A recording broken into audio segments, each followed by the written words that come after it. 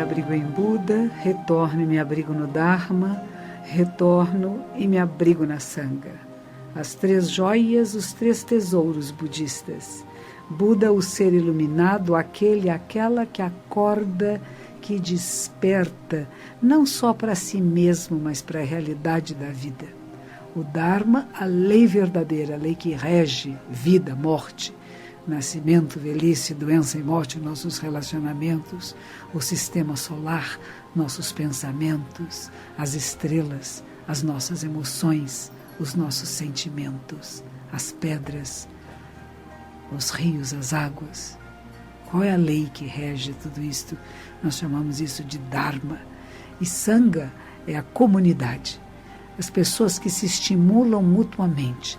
Você que ouve este programa, Momento Zen, faz parte da Sangha, da comunidade, das pessoas que se estimulam mutuamente. Eu preciso de você e você de mim. Nós coexistimos simultaneamente. Isso é o Dharma de Buda. Tudo que existe é o co-surgir interdependente e simultâneo. Eu falo, você escuta. Você também fala ao me escutar. Você também fala ao me telefonar, o que nós vamos abrir hoje um pouco mais tarde aqui no programa. Celebrando esta segunda-feira, 10 de agosto, um inverno quente, um inverno agradável que tem sido as nossas tardes aqui em São Paulo, e ontem que foi o Dia dos Pais. Aqueles que puderam estar junto com seus pais, que puderam abraçá-lo, e aqueles que o sentiram dentro do seu coração, em si mesmos, sabendo que são a continuidade dessa vida. Muitas pessoas ontem foram a várias celebrações, missas, em memória dos pais que já se foram. Se foram, mas não se foram, porque para onde poderiam ir? O fato do corpo não estar mais presente, da voz não ser mais ouvida, tudo aquilo que foi ensinado, passado, convivido, e todos os genes, a herança hereditária que recebemos, ela vive em nós. Como é que nós honramos esses nossos ancestrais com a nossa vida hoje? Como é que nós nos comportamos em forma a honrar essa memória na nossa vida? Isto é, dentro do budismo, o ponto mais importante. Fazemos as celebrações, fazemos as missas, fazemos a memória, manter essa memória sagrada de gratidão e respeito. A gente fala o caminho da filialidade, de ser filial. É interessante isso, né? Ou seja, as lojas têm filiais, que são filhinhas, mas ela tem uma loja matriz. A mesma coisa, nós somos filhos e filhas, né? De vários seres, dos nossos pais biológicos, e sem eles nada do resto seria possível. Se nossos pais biológicos, bons ou maus, bonitos ou feios, saudáveis ou doentes, se eles não houvessem existido, nós não estaríamos aqui. Então a primeira coisa é pensar, eu sou a continuidade dessas vidas, mas em mim ela se manifesta de uma forma um pouco diferente. Nós não somos uma cópia idêntica ao modelo anterior. Nós somos a transformação. O pai, no momento em que ele tem um relacionamento com a mãe e que a mãe começa a gerar, e nos gerou a mim, a você, no momento dessa gestação, nós já não somos nem exatamente o pai, nem exatamente a mãe. Nós somos uma combinação dos dois. E desta genética que nem sempre aparece na segunda geração, mas pode estar aparecendo na 7ª. Pode ser que 7 gerações atrás, ou do lado paterno ou do lado materno, houve alguém com características não só físicas, mas com psicológicas, espirituais, parecidas com a nossa. Isso é a maravilha dessa existência. Hoje eu tive uma aula de yoga de manhã, minha professora é muito querida, Valquíria Leitão. Professora Valquíria, muito querida. E ela disse assim, nós não podemos perder o maravilhamento com a existência. Um pouco da frase que antes do programa a Rádio Mundial está colocando. E que na Bíblia diz que Deus vomita os mornos. Pessoas que você fala, tá tudo bem? Tá. Você viu alguma coisa interessante hoje? Vi. Não, eu vi uma coisa interessante, está tudo bom, está tudo excelente, a vida está maravilhosa, as coisas estão boas, porque elas estão girando, estão se movendo, e você poder ter essa energia vital em você. Isso é mente iluminada. Ela não é apenas porque eu conheço coisas desconhecidas, porque eu tenho capacidades secretas de percepção. Não, é a simplicidade da apreciação da vida e do momento. E isso é a maior homenagem que podemos fazer a nossos pais. Imagine, eu fico pensando no meu papai, ele morreu alguns anos atrás. Imagine ele me vendo cheia de vida, de energia, produzindo, vindo aqui à rádio, vocês me ouvindo e eu podendo contracenar com a própria vida, apreciando o maravilhamento do céu azul. São Paulo hoje teve o céu de um azul belíssimo desde o amanhecer. O amanhecer é tão bonito, esse azul escuro que vai clareando aos pouquinhos. E o momento em que eu corria lá na praça do estádio, do lado que o sol está nascendo, fica bem clarinho, quase branco esse céu. E do outro lado um azul, e um degradê, vários tons de azul, mas uma beleza incomensurável. E como é que não nos maravilhamos com isso? Como é que não nos maravilhamos com o verde das folhagens, mesmo com a seca que estamos passando? Elas continuam com as árvores verdes, algumas delas, e outras que estão se pintando de cor de laranja, de marrom. É tão bonito que possamos ver. E se você tem deficiência visual, e se você não consegue ver, você consegue ouvir. Você consegue ouvir os pássaros e como eles estão cantando de uma forma diferente neste momento. Em cada dia o cantar dos pássaros é um pouco diferente, não é igual. Não há nada igual neste mundo. Fui fazer um casamento também esse final de semana. E a senhora que se casou, ela já tinha uma filha grande, uma moça muito bonita, muito alta. E a moça quis dar uma bênção para a mãe. E ela contou a história dos pescadores, que todas as manhãs se levantam e vão para o mar, mas que o mar nunca é o mesmo, que o levantar nunca é o mesmo, que a vida nunca é a mesma. E que assim seja o casamento deles. Que não seja monótono, não seja dizer, é o mesmo dia e tudo se repete, porque nada jamais se repete. E a gente não perder esse maravilhamento com a existência, com esse movimento, assim como o mar, que cada dia está de uma cor e as condições são diferentes, assim a nossa vida, cada momento de uma cor diferente, de uma condição diferente, e possamos apreciar cada momento zen.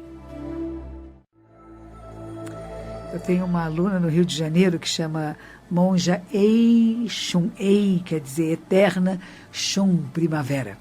E ela tem um templo, uma casa de práticas em Santa Teresa, no Largo das Neves, número 10. Domingo de manhã, vocês que moram no Rio de Janeiro, acho que a partir das 9h40 da manhã tem práticas até o meio-dia. E ela me mandou um texto interessante hoje, que é de Lao Tse, que diz o seguinte: aquele que conhece os outros é sábio. Aquela que conhece a si mesma é iluminada. O budismo trabalha com isso, com a iluminação, mas também trabalha com a sabedoria. Então eu preciso conhecer a mim mesma e conhecer aos outros. Porque existe um momento em que não há separação. Há identificação. Aquele que vence os outros é forte. Quem vence a si mesmo é poderoso, né? Nós temos que vencer as nossas próprias limitações, os nossos demônios, as nossas fraquezas, né? Superar a nós mesmos, né? Quem conhece a alegria é rico. Quem conserva o seu caminho tem vontade, né? A conhecer a alegria, o contentamento. Isso é uma frase que Buda falava, que todos os grandes líderes espirituais, os psicólogos falam, todos os livros de autoajuda vão bater nesse ponto, né? É importante conhecer o contentamento. Isto não significa que não tenha tristezas, que não tenha depressões, que não tenha sofrimentos. O contentamento inclui tudo isto. Inclui até o momento que você está triste, estar triste mesmo, o momento que está em depressão, você reconhecer que está numa fase de pressões que põem você para baixo, pressões que não conseguem fazer com que você se levante, mas você observa e deixa que isto vá passando, você toma medidas adequadas. Conforme o grau da sua depressão, você procura um médico, um psiquiatra, toma um remedinho, durante o período até que você possa se reerguer novamente. Outros, se está muito no início, às vezes apenas umas práticas meditativas, exercícios podem ajudar, mas nem sempre. Então, preste atenção. Conhecer a alegria não significa que você fica rindo o dia inteiro e achando tudo maravilhoso, mas existe um contentamento com essa experiência humana, com a existência humana. Quem conserva o seu caminho é a pessoa de vontade, né? A gente sempre falava, a pessoa tem vontade forte, né? Tem condições de fazer o que quer, porque tem determinação, porque não desiste, né? É importante a gente conservar o seu propósito na vida, não perdê-lo, né? Seja humilde e permanecerás íntegro. A humildade é importante, né? Curva-te e permanecerás ereto. Né? Tem gente que não pode se curvar para nada, acha que é melhor que qualquer um, né? Aí sempre acaba sofrendo, né? Quando você se curva de verdade frente à vida, esse maravilhamento da existência, frente aos outros seres humanos, com suas limitações como nós todos temos, você se permanecerá ereto, sua postura será correta. Esvazia-te e permanecerás repleto. Olha que bonito, é a mesma coisa que Buda falava, né? Esvaziar-se das suas ideias, dos seus conceitos, daquilo que eu acho bom, errado, certo. Não significa que não haja certo e errado. Claro que há. Claro que há aquilo que podemos fazer, o que não devemos fazer, o que podemos falar e o que não devemos falar e nem pensar. Quando você pensa mal dos outros, quando você critica os outros, mesmo em pensamento, inevitavelmente você estará na mesma circunstância e fará aquilo que você criticou. É inevitável. Gasta-te e permanecerás novo. Não fique se economizando. Não economize sua voz, sua vida, sua energia vital. Use.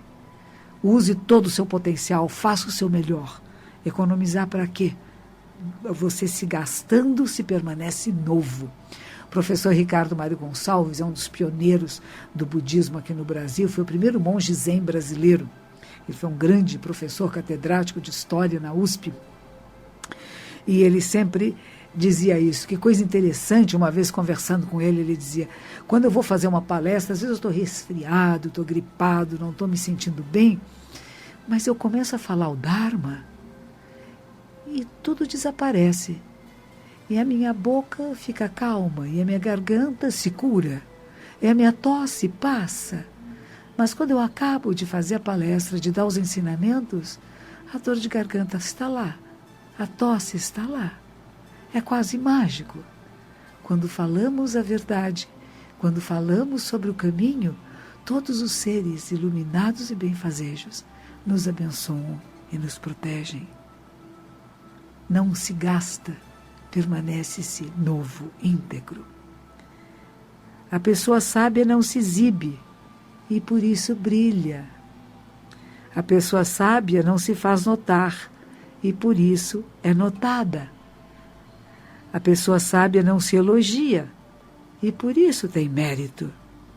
E porque não está competindo, ninguém no mundo pode competir com o sábio. Olha que bonito. Não estou competindo com ninguém. Então ninguém compete com você. Percebe? Nós podemos usar isso na nossa vida, no seu trabalho, na sua casa. Eu falei agora há pouco, que ontem foi o Dia dos Pais. Às vezes os casais brigam entre si pela supremacia do amor e da atenção dos filhos, da educação. Ficam competindo com o pai e a mãe. Às vezes competem entre si, às vezes avós. A avó de um lado com a avó do outro lado, ficam competindo. Qual que netinho gosta mais? Não precisa disto. Não há nada que competir. Cada um de nós é único e se manifesta no melhor do seu potencial. Não há competição de amor, não há competição de comparações, de trabalho. Cada um faz a sua parte. Porque se você não competir, ninguém vai competir com você. Não significa que as outras pessoas não nos estimulem, hein? O estímulo é necessário. Quando eu vejo alguém produzindo coisas boas, eu falo, olha que bonito, quero fazer assim. Me falaram do aniversário de uma criança em que o pai e a criança resolveram fazer 10 coisas boas para o mundo. E eles saíram juntos levando comida para quem precisava, brinquedo para quem precisava, foram brincar com cachorrinhos que estavam em abrigos, sabe? Criar circunstâncias de fazer boas ações para o mundo juntos. E no fim o papai disse assim, eu vou dar um presente para minha menina, porque eu também quero fazer uma coisa boa para ela. E ela agradeceu muito o papai, que foi a sua maneira de fazer uma coisa boa para ele. Não significa que não houve presentes como geralmente fazemos, né? Mas é bonito isso, pensar que podemos fazer presentes presenteando também outras pessoas. Lembrando a você que está me ouvindo, ou que ligou o programa agora, esse é o Momento Zen, na Rádio Mundial, e eu estou aqui ao vivo, eu sou a Monja Cohen, e atendo você pelo telefone 3016-1764 ou pelo 3016-1765. Hoje estamos ao vivo. E eu queria dizer uma frase assim que eu achei muito importante, do livro Para uma Pessoa Bonita, que é da Oyama Shun Dodochi Orochi, a abadesa do mosteiro em Nagoya, onde eu treinei. Mestre Dogen, que é o fundador da nossa ordem, ele dizia o seguinte: a grande mente é imparcial e independente, como uma grande montanha ou um vasto oceano. Quando levar algo que pese poucas gramas, não pense que é leve. Da mesma maneira, levantar um peso de muitos quilos, não pense que é pesado. Quando ouvir a voz da primavera, não se exalte. Se vir as cores de outono, não se deprima. Observe as 4 estações como uma cena integral, uma paisagem completa. Olha que bonito. A voz da primavera simboliza as condições favoráveis e as cores do outono assinalam os momentos adversos.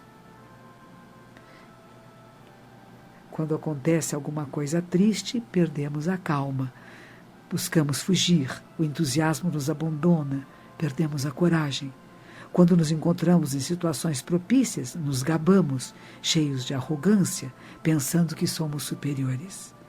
A boa sorte pode nos embriagar, mas Mestre Dogen dizia que precisamos sempre observar as 4 estações como uma cena completa, pensando que tanto a felicidade quanto a infelicidade compõem uma única paisagem. Devemos apreciar ambas, sem perder a calma. A natureza, como a viagem da vida, prossegue sem levar em conta nossas pequenas preocupações pessoais, nossos problemas medíocres e mundanos. Boa noite, quem está na linha? Boa noite, Monja. Meu nome é Mitzi. Onde você está, Mitzi? Eu estou aqui em São Paulo mesmo. É um prazer falar com a senhora. Agradeço você. O que você faz? Eu sou professora e eu também tenho estudado bastante muitos livros seus e também o Zen Budismo de modo geral, né? E já tinha algum conhecimento porque venho de família japonesa, né? Da parte do meu pai, né? Ai. E sim, estudando, assim, vendo de uma parte mais intelectual, eu faço zazen em casa, né? Faço com a minha filha também, né? Assisto o canal Mova, né? Da Mova Filmes. Muito bem. E, acho que está sendo maravilhoso para mim, né? Uma dúvida que eu tenho é em relação, quando nós falamos, né? Da Sangha. Sim. E existem, assim, bom, pelo menos eu li várias interpretações, né? Assim, eu imagino como uma assembleia, uma comunidade, né? E isso implica realmente que não somente a meditação, mas toda forma de contato, ela tem que ser dentro de uma assembleia, junto com outros que têm o mesmo pensamento que o meu, ou significa o geral. De certa forma, você agora está na sanga. Na hora que você está falando comigo, nós temos uma sanga que é virtual. Não é só a sanga pessoal. Quando você puder, venha ao templo. Se você pode trazer sua filha, tem alguns momentos interessantes. Este sábado a gente vai ter um dia todo de meditação, das 9h30 da manhã até as 5 da tarde. Você não precisa ficar o dia todo, você pode escolher alguns períodos e participar. Domingo a gente vai ter a cerimônia de Obon. Você sendo japonesa deve se lembrar que a gente faz o Obon, que é esse memorial anual, tanto em julho como em agosto. Sim. E a gente vai fazer agora em agosto, no próximo domingo. Então, se você quiser vir também, tem um zazen para iniciantes, uma aula prática de meditação às 11 horas, e ao 12h30 a gente vai fazer essa celebração. Seja bem-vinda. E aí você entra em contato com outras pessoas que, como você, gostam do zazen, praticam e estudam o Dharma de Buda. Então, o que acontece quando a gente está perto de outras pessoas que compartilham daquilo que nós estudamos? Nós não nos sentimos tão estranhas, não é verdade? Uma vez eu fui para a Índia, fui para Varanasi e depois fui para Bodh Gaya, onde tem as imagens de Buda, o lugar onde ele teve a iluminação, e eu me senti tão bem porque eram todos budistas. E a gente vive aqui no Brasil que a maioria não é budista, tem até um certo estranhamento, né? Exato. E de repente, quando você encontra outras pessoas, elas nos fortalecem no nosso propósito e facilitam. Então, a Sangha não é só quando você está numa grande assembleia que tem mais de 1.000 pessoas. Pode ser 3, 4, 5 pessoas. Pode ser um grupo menor, você e a sua filha fazendo parte desta Sangha, onde pelos vídeos, pela televisão, pelo rádio, nós podemos nos conversar, pelos e-mails. E quando puder, venha ao templo. Eu fico no lado do Pacaembu, do lado do estádio, tem vários acessos de ônibus, de metrô. Venha. Ele estava em reforma, né, até semana passada, e agora já está em funcionamento, então. Voltamos a funcionar esta semana. Certo. Seja bem-vinda. Sábado, não só tem o dia todo, este sábado, como às 6 da tarde, tem os zazen de iniciantes, e domingo às 11 da manhã. E em seguida uma celebração bonita, que é um memorial a todos os ancestrais. Seja bem-vinda. Isso será no domingo, o Obon Odori, seria? Obon, isso, Obon, isso. Isso.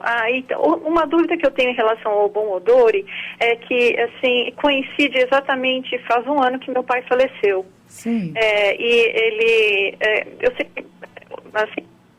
Seria bom se você viesse, a sua ligação está se perdendo, mas eu só vou dizer isso a você. Tá. O seu pai faleceu há um ano, então nós podemos fazer para ele o memorial de um ano no domingo, nesta cerimônia conjunta, tá bem? Com todas as outras pessoas. A ligação caiu, mas acredito que você esteja me ouvindo, e a todos vocês que possam nos estar ouvindo. Domingo, ao 12h30, lá no templo, no Pacaembu, ao lado do estádio, nós vamos fazer a nossa celebração de Obon. É o grande memorial anual para todos que já faleceram. Você entra, você dá o seu nome, a gente coloca numa lista, vai fazer uma grande liturgia, e nesta liturgia eu vou ler o nome e a gente vai homenagear a todos que já se foram. E você pode ir até o altar e oferecer um pouco de incenso, uma fragrância que eleva, da pureza e da libertação. Agradeço a todos, algumas pessoas que eu não pude atender hoje, mas lembrando-os que estão todos e todas no coração e na mente Buda. Que os méritos de nossa prática se estendam a todos os seres e que possamos nos tornar o caminho iluminado.